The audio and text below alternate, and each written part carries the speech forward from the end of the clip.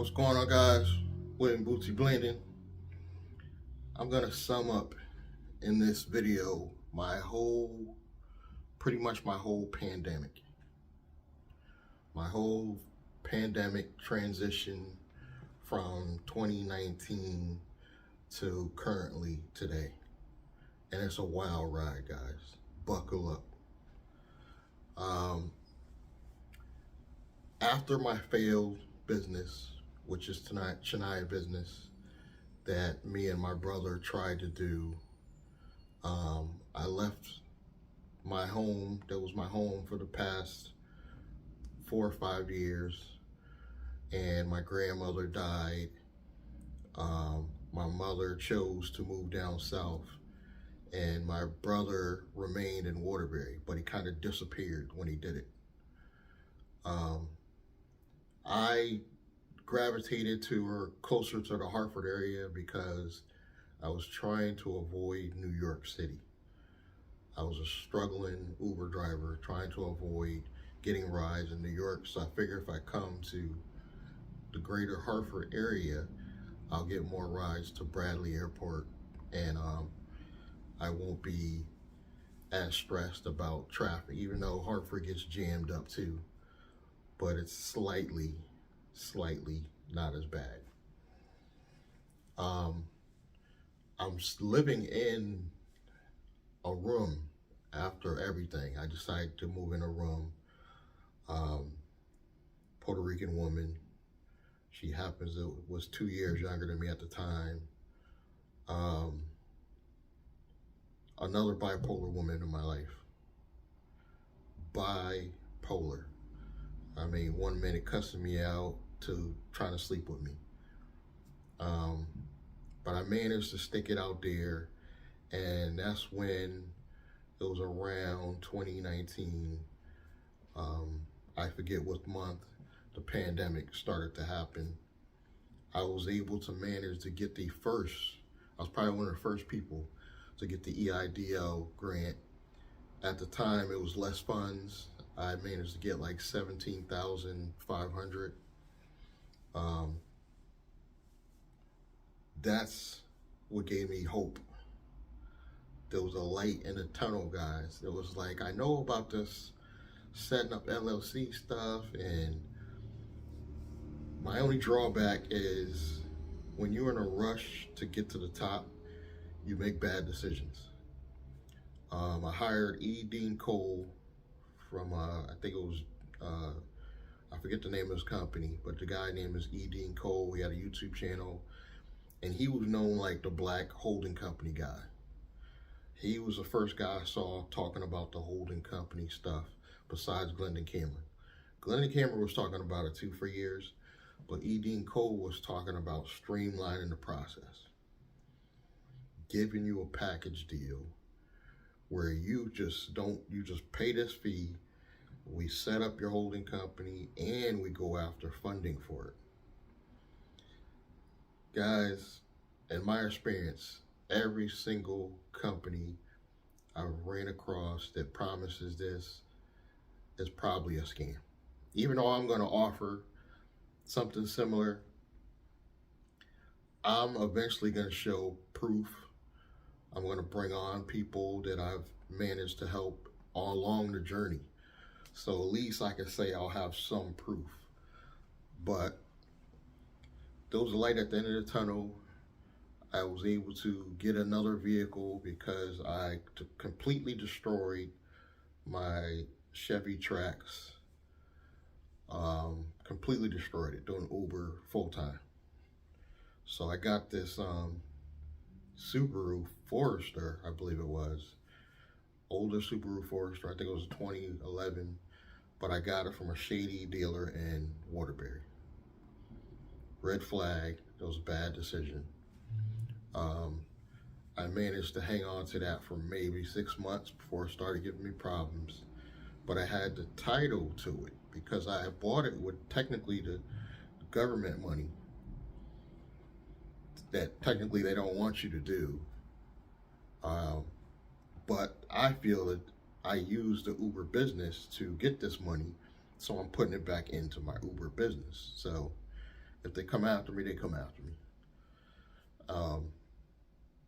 Thank God I had the title, so I was able to sell the car and recoup some of the losses on that. Fast forward, the EIDL increases came.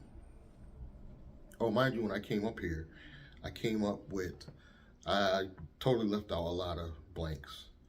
I came up here in the Hartford area and I moved in with a married woman. Technically, she was married, but she was a longtime friend. And the crazy part is I knew her husband. Call me a bad friend, whatever. Fast forward, she's also bipolar. By the graces of God, she got Section 8 and was able to move out. Now I'm free. I had a 2-bedroom apartment to myself and was able to go back to focusing on getting my government money in peace, because she was stressing me out. She was totally stressing me out. And I couldn't even think. And I feel guilty now even messing with her at all. And the part I'm leaving out is I was going through my own mental illness issues and I didn't realize it. I didn't realize it until a subscriber pointed it out. And I got involved with somebody that was going through some mental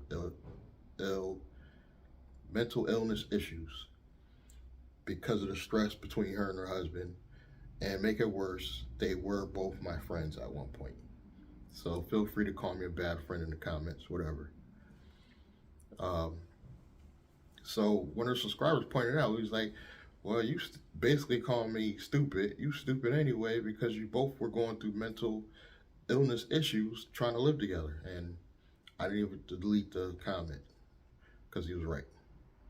So I'm going through mental illness, trying to build up this business. I did have my holding company that E. Dean Cole set up, but I call them a scam because none of the other stuff was promised came into play. No applying for credit, none of that.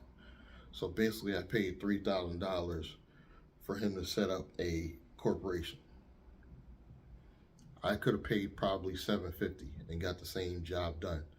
So overpromised, underdelivered. I don't cry about it. Scam 1. Scam 2 was having this stupid, crazy, I don't even know what you call it, belief in Integrity. My downfall from day one. I stayed loyal with them, even though I wasn't making no money from them. I was over here doing my thing on YouTube, making a little bit of money doing affiliate marketing. Fast forward, mostly been following for a while, you know that Integrity has got probably major lawsuits, so he restructured and now is the new current 25X Club. Not to rat him out, but I lost so much money with that company, I really don't care at this point. But the government money came into play, and I also got grants. So to this date, I technically owe the government $72,000. When I said the government, SBA, $72,000. Probably with interest, it'll probably be closer to 80, maybe 90. But I did get $10,000 grant, $5,000 grant, never have to pay back. PPP, a little bit over $7,000. I will not even have to pay back. I did the forms where I don't have to pay that back. So to date, what I did is I funneled some of that money into my personal account, which is my Uber and Lyft business, technically. But I started rebranding and doing some stuff with the holding company. Fast forward to today, the holding company pays me a check. I'm back to paying myself $500 a week because I'm not only putting my online money, but I'm also putting my Uber and Lyft money into the company. So now I'm back to paying myself $500 a week steady from my holding company. I get an actual check personally, goes to my Chase account. My holding company account was a Navy Federal. So I'm currently on payroll working for myself. A Wyoming company paying an employee in Connecticut. I did just previously, this last year, got my first income tax check personally from working for my big company. Now I call it a holding company because I plan to purchase in the future other companies or assets and under new LLCs. So it will be a holding company because it's going to own smaller or baby companies. And it's going to give me some anonymity because Wyoming doesn't release who owns the company. You see where I'm going? Connecticut will know this company has an employee, but they don't technically know I own the company. Little anonymity there. I will give E. Dean Cole credit for schooling me on the anonymity, but he's promised all types of corporate business credit. Now, what makes me think I'm going to be different from the two scammers, E. Dean Cole and your boy Troy Mason, is because I'm actually doing this stuff for myself first. So I'm going to have the proof of concept, just like Glendon Cameron or all these big name YouTubers that do this stuff. With the proof of concept, and I'm showing you the proof of concept. I was showing you as I'm getting the government money. I don't like to reveal too much about my holding company because I don't want to give up the anonymity. But basically, it's an affiliate marketing company. So the affiliate marketing money goes in. You guys go to the links below. That money goes in the account. The business pays me, and I'm doing the paychecks. So I actually can go on an app and get all my information about my paychecks. So that's where I am to this date. Has it been a struggle still? Yeah, even with the government money, because really the government money paid off old debts from all the mistakes before Janaya business. I own a number of banks, a lot of mistakes, long story, but those debts are now being paid down. I think I got like 2 more things I'm going to pay off, and I can focus on paying off the SBA and focus on corporate credit. That's all we weren't focusing on in the future. Building more corporate credit, keep this thing going, and making money under the affiliate marketing brand. As long as the affiliate marketing money comes in, and as long as I keep driving, when there's a loss of income from the affiliate marketing, I can just go drive Uber and Lyft. That's the one good thing I will say about Uber and Lyft is I can get up today and take a day off, or I can get up today and grind and put some money into my company that pays me. So in a sense, I have a job now, which is going to help me in the future with applying for more credit, because that's one of the things they say, where do you work? I have a company now where I actually have a job now. So this is how you got to do this stuff. This is the future, guys. If you want more information about this stuff, feel free, get a strategy session with me, or just support me.